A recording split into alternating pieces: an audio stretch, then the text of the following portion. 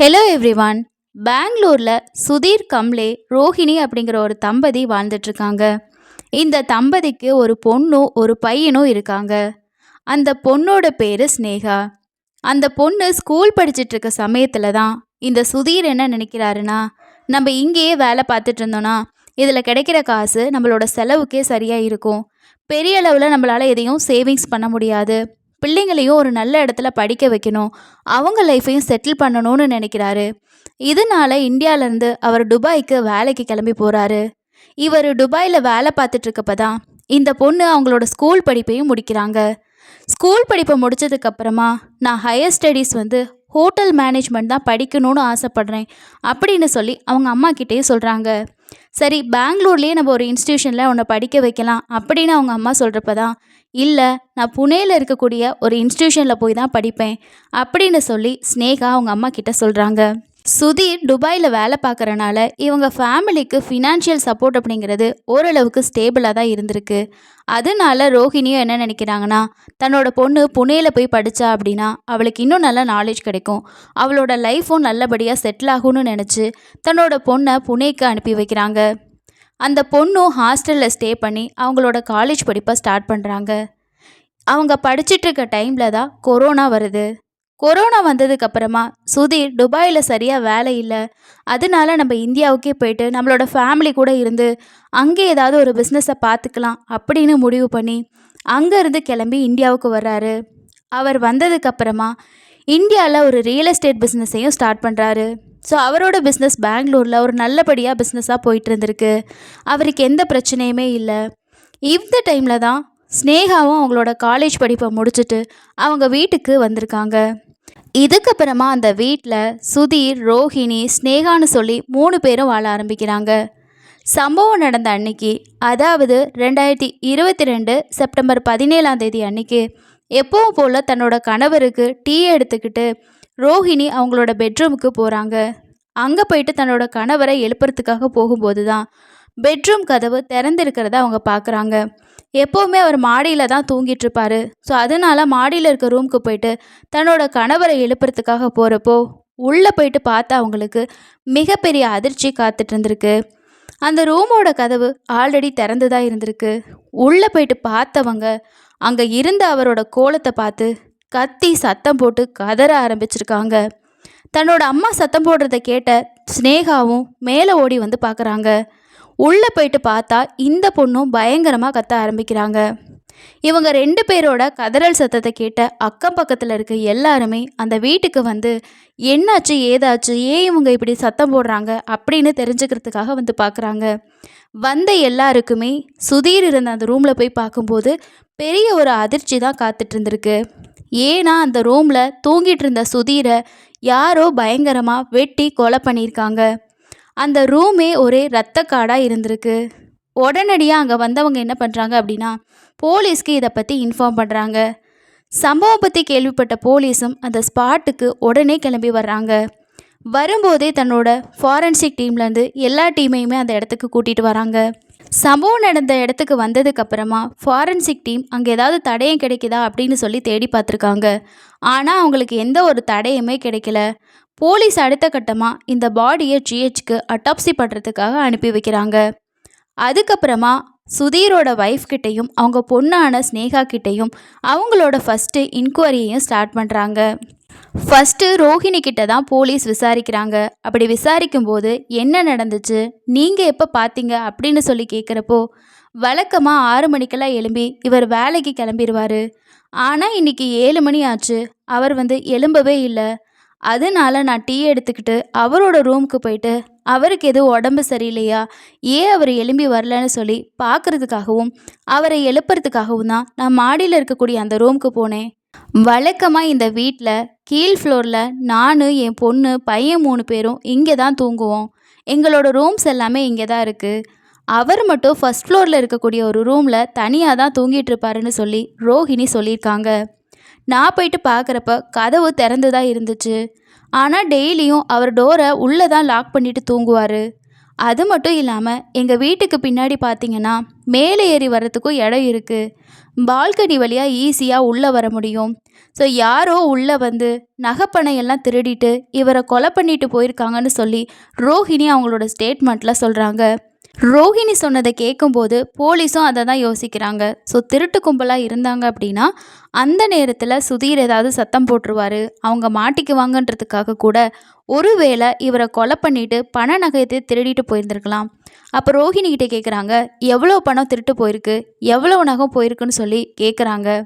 அப்போ ரோஹிணி என்ன சொல்கிறாங்க அப்படின்னா, எக்ஸாக்டாக எவ்வளோ அப்படின்னு சொல்லி எனக்கு தெரியல.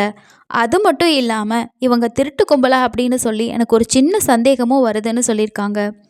போலீஸோட சைடில் என்ன யோசிக்கிறாங்க அப்படின்னா, மேக்ஸிமம் திருட வரக்கூடியவங்க வீட்டில் இருக்கவங்கள கொலை பண்ணணும் அப்படிங்கிற ஒரு மோட்டிவில் வர்றதுக்கு ரொம்ப வாய்ப்பு கம்மி தான். அவங்க திருடிட்டு அங்கேருந்து எஸ்கேப் ஆகி போகிறது மட்டும்தான் அவங்களோட மெயின் கோலாக இருக்கும்.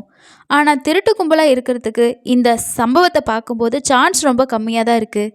ஏன்னா மாடியில் அவ்வளோவா அவங்க எதுவும் நகை வச்சுருக்கிறதுக்கு வாய்ப்பு இல்லை. ஒருத்தர் மட்டும்தான் தூங்கிட்டு இருக்காரு, மீதி இருக்கவங்க எல்லாம் கீழே தான் இருக்காங்க.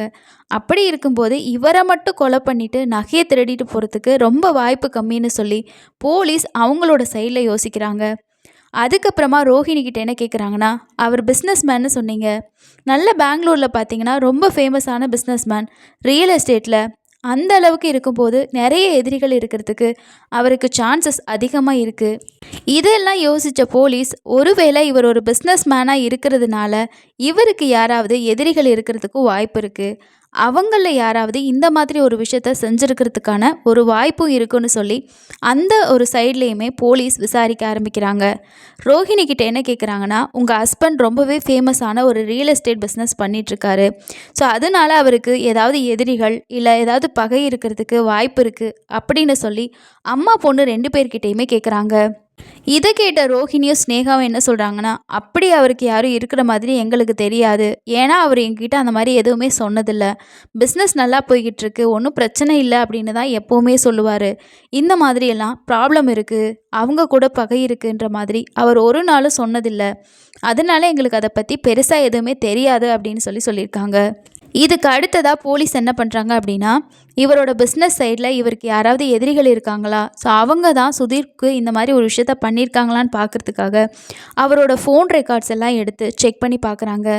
அப்படி பார்க்குறப்ப கடைசி நேரத்தில் அவருக்கு யாராவது ஃபோன் கால் பண்ணியிருக்காங்களா, அந்த ஃபோனில் அவருக்கு ஏதாவது மிரட்டல் வந்திருக்கா அப்படின்னு சொல்லிட்டும் போலீஸ் செக் பண்ணி பார்க்குறாங்க. அப்படி அவருக்கு எந்த ஒரு காலுமோ எந்த ஒரு மிரட்டலுமோ வந்த மாதிரி போலீஸ்க்கு தெரியவே இல்லை. இதெல்லாம் வச்சு பார்க்கும்போது போலீஸ் என்ன முடிவுக்கு வராங்கன்னா, கண்டிப்பாக இவருக்கு பிஸ்னஸில் எதிரிகள் இருக்க வாய்ப்பு ரொம்ப கம்மி தான். ஏன்னா அவரோட ஃபோன் ரெக்கார்டு எல்லாமே ரொம்பவே கிளியராக இருக்குது, அதில் சந்தேகப்படக்கூடிய யாருமே இல்லை. ஸோ அதனால இப்படி இருக்கிறதுக்கு வாய்ப்பு இல்லைன்னு சொல்லி போலீஸ்க்கு தெளிவாகவே புரியுது. இன்னொரு பக்கம் போலீஸ்க்கு இந்த சுதீரோட வைஃபையும் அவங்க பொண்ணையும் விசாரிக்கிறப்போ அவங்க அதிகமாக கேட்குற கேள்விக்கு எல்லாமே சொல்கிற விஷயம் எங்களுக்கு தெரியாது அப்படிங்கிற மாதிரி மட்டும்தான் சொல்லியிருக்காங்க. இதை தொடர்ந்து நோட் பண்ணும்போது போலீஸ்க்கு அவங்க 2 பேர் மேலேயும் சந்தேகம் வருது. அதனால இவங்க 2 பேரோட ஃபோன் ரெக்கார்டையும் நம்ம எடுத்து இன்கொயரி பண்ணி பார்த்தோன்னா அதில் ஏதாவது கிடைக்கிறதுக்கு வாய்ப்பு இருக்குது அப்படின்னு சொல்லி போலீஸ் விசாரிக்கிறாங்க. அப்படி அவங்கக்கிட்ட சொல்லாமல் போலீஸ் அவங்களோட மொபைல் நம்பரை எல்லா ஹிஸ்ட்ரியையுமே எடுத்து செக் பண்ணி பார்க்கும்போது தான் இந்த 2 பேர் நம்பர்லேயுமே இருந்து அடிக்கடி ஒரே ஒரு நம்பருக்கு கால் போயிட்டே இருந்திருக்கு. அதாவது அம்மாவும் பொண்ணும் ஒரே ஒருத்தர்கிட்ட மட்டும் அடிக்கடி கால் பண்ணி பேசிக்கிட்டே இருந்திருக்காங்க. அந்த நபரும் இவங்களுக்கு அடிக்கடி கால் பண்ணியிருக்காங்க. ஸோ அந்த நபர் யார் அப்படின்னு சொல்லி பார்க்குறப்ப தான், அந்த பையன் யாருன்னு விசாரிக்கிறப்ப தான் புனேல இருக்கக்கூடிய அக்ஷயா வித்தாத்தர் அப்படிங்கிற 25 வயசான பையன் அப்படின்னு சொல்லி போலீஸ்க்கு தெரிய வருது. இந்த நபர் கூட இவங்க ஏன் அடிக்கடி பேசிகிட்டு இருக்காங்க, இந்த கொலைக்கும் அவருக்கும் ஏதாவது சம்மந்தம் இருக்க வாய்ப்பு இருக்கா அப்படின்ற கோணத்தில் போலீஸ் யோசிக்க ஆரம்பிக்கிறாங்க. அப்போ தான் புனேல இருக்கக்கூடிய போலீஸ்க்கு இந்த மாதிரி இங்கே ஒரு க்ரைம் நடந்திருக்கு, இந்த க்ரைமில் புனேல இருக்கக்கூடிய இந்த நபரை நாங்கள் சந்தேகப்படுறோம், அதனால நீங்கள் அவரை அரெஸ்ட் பண்ணி இங்கே கூட்டிகிட்டு வாங்க அப்படிங்கிற மாதிரி சொல்கிறாங்க.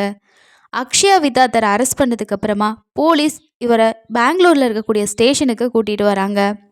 பெங்களூரில் வச்சு இந்த அக்ஷயை விசாரிக்கிறாங்க. அப்படி விசாரிக்கும் போது தான் இந்த அக்ஷய் யார் அப்படிங்கிற உண்மை தெரிய வருது.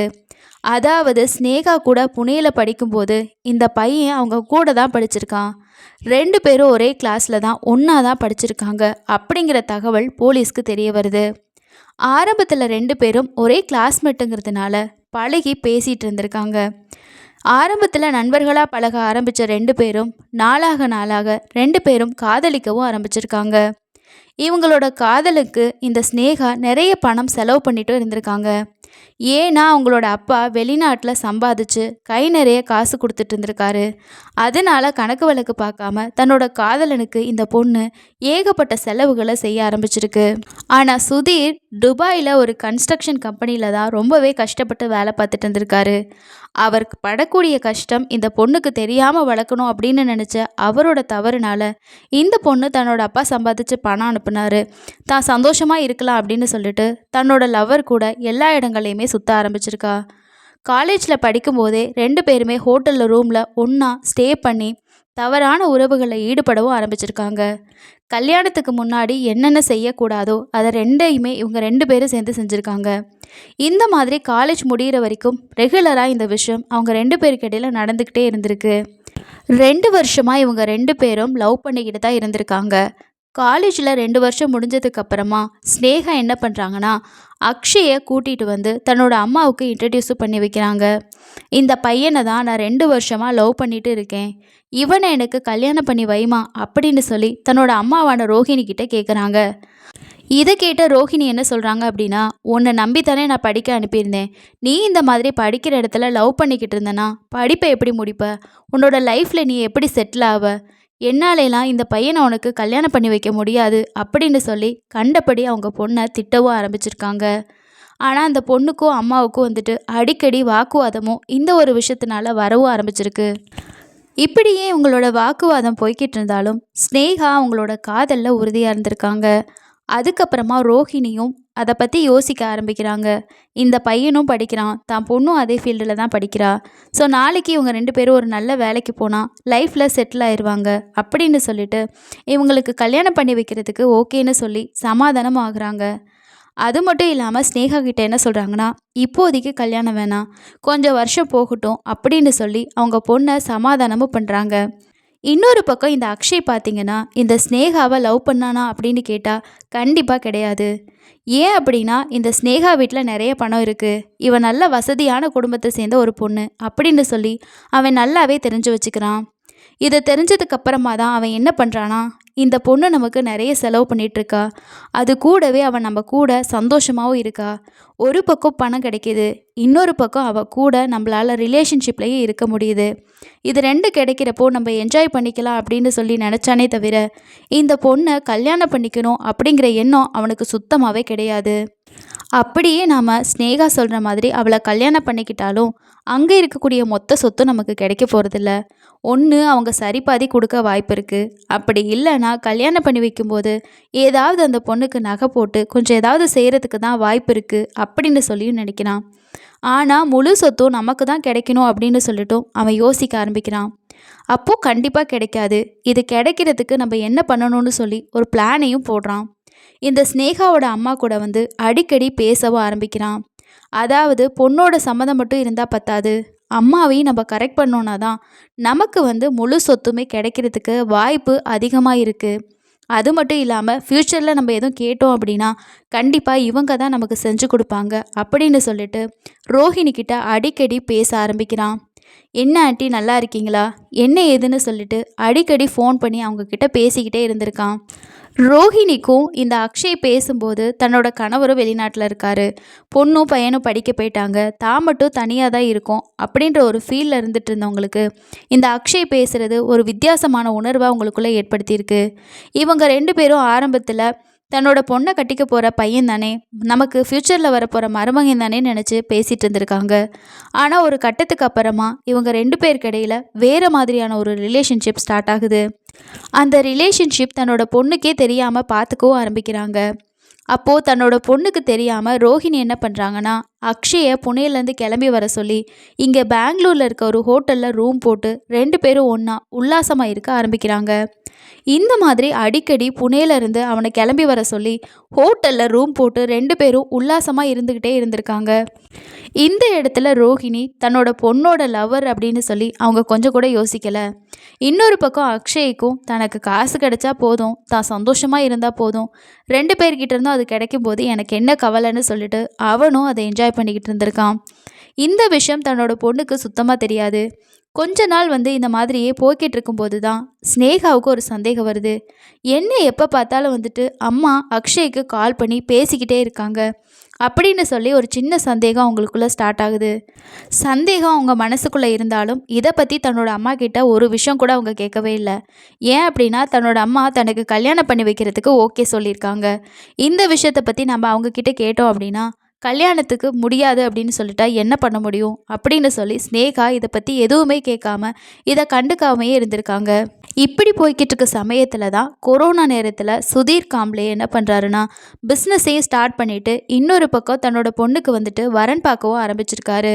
மாப்பிள்ளை பார்த்துட்டு இருக்கும்போது ஒரு சின்ன ஒரு தகவல் கிடைக்குது. ஏன்னா இவர் ரொம்ப ஃபேமஸான பிஸ்னஸ் மேன் அப்படிங்கிறதுனால நிறைய பிஸ்னஸ் மேனோட பழக்க வழக்கம் இவருக்கு இருக்குது. நிறைய ஹோட்டல்லேருந்து ஒரு இன்ஃபர்மேஷன் அவருக்கு வருது. அடிக்கடி உங்கள் ஒய்ஃப் ஒரு பையனோட ரூம் போடுறாங்க அப்படின்னு சொல்லி ஒரு தகவலை அவருக்கு சொல்கிறாங்க. இதை கேட்ட அவருக்கு மிகப்பெரிய ஷாக்காக இருந்திருக்கு.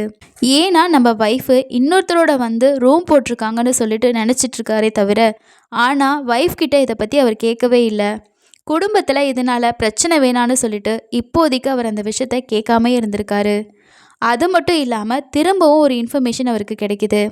அது என்னென்னா அதே மாதிரி ஹோட்டலில் பல ஹோட்டல்லேருந்து என்னென்ன வருதுன்னா உங்கள் பொண்ணு ஒரு பையனோட ரூம் போட்டிருக்காங்க அப்படின்னு சொல்லி திரும்பவும் அவருக்கு அதே இன்ஃபர்மேஷன் வருது. என்னடா இப்போ தான் ஒய்ஃபு ரூம் போட்டிருக்காங்கன்னு சொல்லியிருக்காங்க, மறுபடியும் பார்த்தா தன்னோட பொண்ணும் இந்த மாதிரி ஒரு பையனோட ரூம் போட்டிருக்கா, ஸ்டே பண்ணியிருக்கான்னு சொல்லி சொல்கிறாங்க. இதை கேட்டு ஷாக்கான அவருக்கு கோவம் அதிகமாகுது. ஏன் அப்படின்னா தன்னோட பொண்ணுக்கும் இப்போ தான் மாப்பிள்ளை பார்த்துட்ருக்காரு. இந்த தகவலை தாண்டி இன்னொரு இன்ஃபர்மேஷனும் அவருக்கு கிடைக்குது. இந்த மாப்பிள்ளை பார்க்குறாரு இல்லையா, அந்த மாப்பிள்ளை வீட்டு சைட்லேருந்து ஒரு இன்ஃபர்மேஷன் வருது. உங்கள் பொண்ணு ஒரு பையனோட அடிக்கடி ரூமுக்கு போகிறாளாமா, உங்கள் பொண்ணு தப்பான பொண்ணு அப்படிங்கிற மாதிரி அந்த சைட்லேருந்து இவர்கிட்ட பேச ஆரம்பிச்சிருக்காங்க. இதை கேட்ட இவருக்கு குடும்ப மானமே போகுதுன்னு சொல்லி தன்னோட பொண்ணை கூப்பிட்டு அட்வைஸும் பண்ணுறாரு. ஆனால் ஸ்னேகா என்ன சொல்கிறாங்கன்னா நான் அக்ஷயை தான் லவ் பண்ணுறேன், அவரை தான் கல்யாணம் பண்ணிக்குவேன், அதனால தான் அவரோட நான் ரூம் போட்டு அவர் கூட ஸ்டே பண்ணேன் அப்படின்னு சொல்லி சொல்கிறாங்க. அவங்க எவ்வளோ சொல்லியும் இவர் கேட்கவே இல்லை. குடும்ப மானத்தை வாங்காத, நீ இந்த மாதிரி ரூம் போடுறது இந்த மாதிரியெல்லாம் வச்சுக்காத, உனக்கு நல்லபடியாக ஒரு நல்ல இடத்துல கல்யாணம் பண்ணி உன்னோட லைஃப்பை செட்டில் பண்ணணும்னு நான் நினைக்கிறேன், நீ இந்த மாதிரி விஷயத்தெல்லாம் இனிமேல் பண்ணாத அப்படின்னு சொல்லி சொல்கிறாரு. இதுக்கப்புறமா இந்த ஸ்னேகா என்ன பண்ணுறாங்கன்னா தன்னோட அம்மா கிட்ட நேராக போயிட்டு நான் அப்பா கிட்ட என்னோட லவ் பற்றி சொன்னேன், அவர் காது கொடுத்து கேட்கவே இல்லைம்மா, நீ தான் எப்படியாவது அப்பா கிட்ட பேசி சம்மதிக்க வைக்கணும், அது மட்டும் இல்லாமல் நீயும் அக்ஷயும் என்ன பண்ணுறீங்கன்னு சொல்லி எனக்கு நல்லாவே தெரியும், எனக்கு எப்படியாவது கல்யாணம் பண்ணி வை, நீ அவன் கூட எப்படி இருந்தாலும் பரவாயில்லன்னு சொல்லி இந்த பொண்ணு அவங்க அம்மா கிட்ட சொல்கிறாங்க. இப்போ ரோஹிணி ரொம்ப சந்தோஷப்படுறாங்க. என்ன அப்படின்னா தன்னோட பொண்ணுக்கும் நம்ம விஷயம் தெரிஞ்சிருச்சு, அதுவும் சம்மதம் வேற சொல்லிட்டா, நம்ம பொண்ணுக்கு கல்யாணம் பண்ணி வச்சிட்டோம் அப்படின்னா அக்ஷயை கூடவே நம்ம வச்சுக்கலாம், லைஃப் ஃபுல்லாக அவன் கூட நம்ம சந்தோஷமாக இருக்கலான்னு சொல்லி இன்னொரு பக்கம் ரோஹிணியும் பிளான் பண்ணுறாங்க. இந்த நேரத்தில் தான் நாம் சந்தோஷமாக இருக்கலாம் அப்படின்னா நம்மளோட கள்ளக்காதலுக்கு இடையூறாக இருக்கிறது யார் அப்படின்னு பார்த்தா தன்னோட கணவர் சுதீர் தான். தன்னோட பொண்ணோட லவ்க்கு யார் இடையூறாக இருக்கான்னு பார்த்தா அதுவும் ஹஸ்பண்டாக தான் இருக்காரு. ஸோ அம்மாவும் பொண்ணும் சேர்ந்து ஒரு பிளான் பண்ணுறாங்க. என்ன அப்படின்னா அந்த சுதீரை கொலை பண்ணலாம் அப்படின்னு சொல்லி பிளான் போடுறாங்க. கொலை பண்ணலான்னு பிளான் பண்ண உடனே எப்படி கொலை பண்ணுறதுன்னு சொல்லி அவங்களுக்கு தெரியல. என்ன பண்ணுறாங்கன்னா நிறைய சினிமா பார்க்குறாங்க 2 பேருமே சேர்ந்து. எப்படியெல்லாம் கொலை பண்ணலாம், எப்படியெல்லாம் இதுக்கு முன்னாடி கொலை பண்ணியிருக்காங்க, போலீஸ்கிட்ட மாட்டிக்காமல் இருக்கிறதுக்கு என்னெல்லாம் பண்ணலான்னு சொல்லி நிறைய சினிமா படங்களையும் பார்த்துட்ருக்காங்க. இந்த மாதிரி அவங்க 2 பேரையும் சேர்ந்து படம் பார்க்குறப்ப தான் மலையாளத்தில் வெளியான த்ரிஷ்யம் அப்படிங்கிற ஒரு படம் இருக்கு இல்லையா, அந்த படத்தை பார்த்து எப்படி கொலை பண்ணுறது அப்படின்னு சொல்லி கற்றுக்குறாங்க. அதில் வர்ற மாதிரியே ஒரு பிளானும் பண்ணுறாங்க. அதாவது செப்டம்பர் 15ஆம் தேதி அன்னைக்கு இந்த அக்ஷய் விதாதாராவை புனேலேருந்து கிளம்பி பெங்களூருக்கு வர சொல்கிறாங்க. பெங்களூருக்கு வந்த அவனை வீட்டுக்கு பக்கத்தில் இருக்கக்கூடிய ஒரு ஹோட்டலில் வந்து ரூம் போடவும் சொல்லியிருக்காங்க. அங்கேயே இவனும் தங்கியிருக்கான். தங்கி இருக்கும்போது அன்னைக்கு நைட்டு தன்னோட ஹஸ்பண்டை வந்து கொலை பண்ணலாம் அப்படின்னு சொல்லிட்டு ரோஹிணி பிளான் பண்ணுறாங்க. ஆனால் அன்னைக்கு அவங்களால கொலை பண்ண முடியல. ஏன் அப்படின்னா, இவர் நார்மலாக வீட்டுக்கு தனியாக தான் வர்றாரு. ஆனால் கரெக்டாக 15ஆம் தேதி அன்னைக்கு தன்னோட ஃப்ரெண்ட்ஸையும் கூட்டிக்கிட்டு வீட்டுக்கு வர்றாரு. இதனால் இவங்களோட கொலை பண்ணுற பிளான் அன்னைக்கு கேன்சல் ஆகுது. திரும்பவும் அடுத்த நாள் 16ஆம் தேதி நைட்டு என்ன பண்ணுறாங்கன்னா, இன்றைக்கி மிஸ் பண்ணாமல் கொலை பண்ணிடணும் அப்படின்னு சொல்லிட்டு தன்னோட பையனுக்கு இவங்க முழிச்சிக்கிட்டு இருந்தான் அப்படின்னா, நம்ம கொலை பண்ணுற விஷயம் தெரிஞ்சதுன்னா அவன் அதை கண்டுபிடிச்சிருவான்.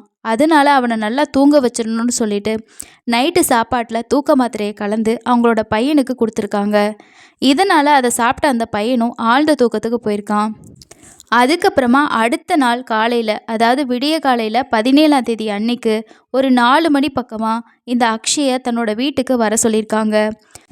இதுக்கப்புறமா இவங்க 3 பேரும் மாடியில் தூங்கிட்டு இருக்கக்கூடிய சுதீரோட ரூமுக்கு போகிறாங்க. அங்கே போனதும் தூக்கத்தில் இருக்கக்கூடிய அவரோட ரூம் கதவை ஓப்பன் பண்ணி உள்ளே போயிட்டு ஃபஸ்ட்டு சுதீரோட ஒய்ஃப் என்ன பண்ணுறாங்கன்னா, அவரோட கைகளை பிடிச்சிக்கிறாங்க. அவரோட பொண்ணு ஸ்னேகா அவரோட கால்களை அழுத்தி பிடிச்சிக்கிறாங்க. இந்த மாதிரி 2 பேரும் பிடிச்சிக்கிட்டாங்க. அதுக்கப்புறமா இந்த அக்ஷய் என்ன பண்ணுறான்னா, அவரோட மேலே ஏறி உட்காந்து கத்தியை எடுத்து சர மாதிரியாக எல்லா இடங்களையும் வெட்ட ஆரம்பிக்கிறான். இப்படி கொடூரமாக வெட்டினதுக்கப்புறமா அந்த இடத்துலையே சுதீர் துடிச்சு இறந்து போகிறாரு. இவங்களோட கொலை திட்டம் சக்ஸஸ் ஆனதுக்கப்புறமா அங்கேருந்து கிளம்பி போன அக்ஷய் தன்னோட ரூமுக்கு போயிட்டு ட்ரெஸ் எல்லாம் சேஞ்ச் பண்ணிக்கிட்டு ரூமையும் வெக்கேட் பண்ணிக்கிட்டு நேராக புனேவுக்கு கிளம்பி போய்ட்றான். இவங்க என்ன பண்ணுறாங்கன்னா, கீழே இருக்க ரூமுக்கு வந்துட்டு வழக்கம் போல் ஒன்றும் தெரியாத மாதிரி தூங்க ஆரம்பிக்கிறாங்க. இவங்களோட பிளான் படி காலையில் ஒரு 7 மணிக்கு ஃபஸ்ட்டு ரோஹிணி மேலே போயிட்டு பார்க்குற மாதிரியும், அங்கே அவர் கொடூரமாக இறந்து கிடக்கிறத பார்த்து கதற மாதிரியும், அதை தெரிஞ்சுக்கிட்ட ஸ்னேகா போய் கதற மாதிரி இவங்க ஒரு நாடகத்தை போட்டிருக்காங்க. விசாரணையில் போலீஸ்க்கு இந்த எல்லா உண்மையே தெரிய வருது. ஒரு பக்கம் ஸ்னேகா தன்னோட காதலை காப்பாற்றிக்கணுங்கிறதுக்காகவும், இன்னொரு பக்கம் ரோஹிணி தன்னோட கள்ளக்காதலை தொடரணும் அப்படின்னு நினச்சி இத்தனை வருஷமாக தன்னோட குடும்பத்துக்கு சம்பாதிச்சு கொட்டின ஒரு மனுஷனை கொஞ்சம் கூட பாவம் பார்க்காம துடிக்க கொலை பண்ணியிருக்காங்க. அப்படி கொலை பண்ணும்போது அவர் செஞ்ச நல்ல விஷயங்களை ஒரு நிமிஷம் யோசிச்சிருந்தா தான் பண்ணுறது தவறு அப்படின்றத அவங்களுக்கு புரிஞ்சிருக்கும். ஆனால் இங்கே அவங்களுக்கு தோணுனது எல்லாமே கள்ளக்காதல் வெறியும் உடல் பசி மட்டும்தான் இந்த அளவுக்கு அவங்கள செய்ய வச்சிருக்கு.